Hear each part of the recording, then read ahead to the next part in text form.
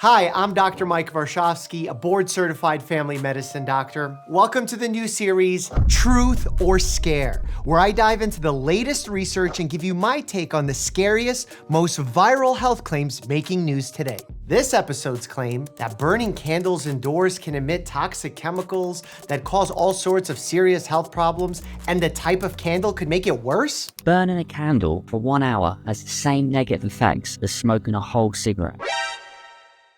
Let's get into it.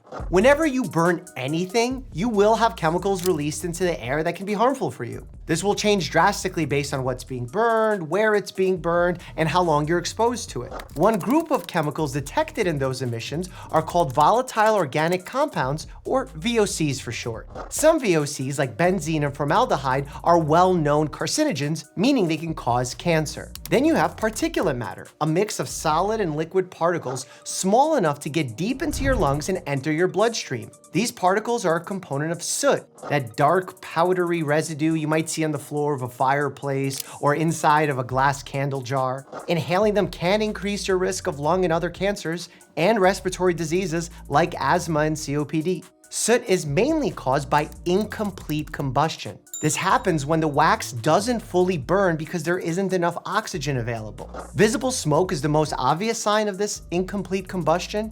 Candles tend to give off this smoke right after they're lit or when the flame is dying out. One older EPA study actually found that a few seconds of smoldering produced more particle emissions than several hours of normal candle burning did. Third are phthalates, or endocrine disruptors. They're chemicals that truly can impact hormone levels, as well as aggravate allergy and asthma symptoms. Technically, phthalates are considered like semi-VOCs. Phthalates are actually specific to scented candles. They're used in synthetic fragrances, which give most scented candles their aromas. Burning a candle creates a very low level of exposure to all of these chemicals. This is the case for both scented and unscented candles, and candles really made from all different types of wax. However, there is some evidence showing the type of candle wax might play a role in worse emissions. In addition to containing phthalates, scented candles are said to give off more soot. And there's some evidence that paraffin wax, which is made from petroleum, produces more VOCs and more soot than natural waxes like beeswax and soy wax.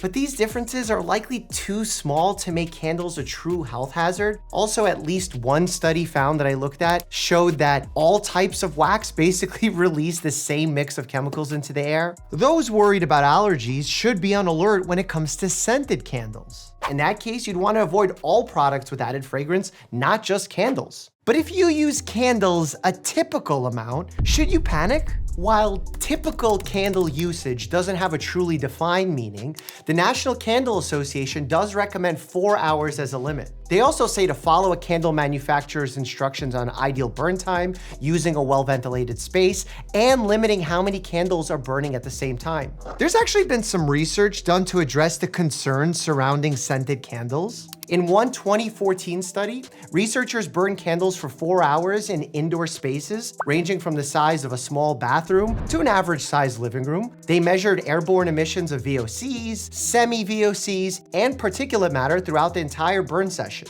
Even in the smallest space, the highest VOC levels were less than half of the limit for safe indoor air quality as recommended by the WHO. Compared to candle emissions, you're exposed to far more particulate matter and VOCs when you use a wood-burning stove or an indoor fireplace, and neither activity is considered unsafe when used in moderation. However, heavy exposure to combustion products is a valid concern for some groups of people, like chimney sweeps or anyone who smokes cigarettes inside without proper filtration. So what's the takeaway here? Burning a candle does release potentially harmful substances into the air, and unless you're overdoing it or uniquely vulnerable, the quantities are too low to make you sick. With that said, less soot is always better. So if you notice that your candles produce a lot of it, here are some suitable steps to take to minimize your soot exposure.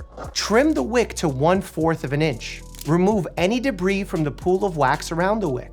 Put out the candle before it starts smoldering. Avoid placing a candle near an open window, fan, or air conditioner. Air movement like that can interfere with the oxygen supply.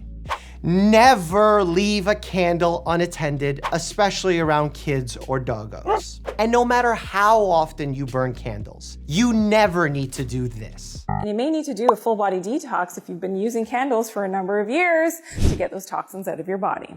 So, on my truth or scare scale, where 0 is total BS and 10 is a true evidence-based claim, this claim gets a 3.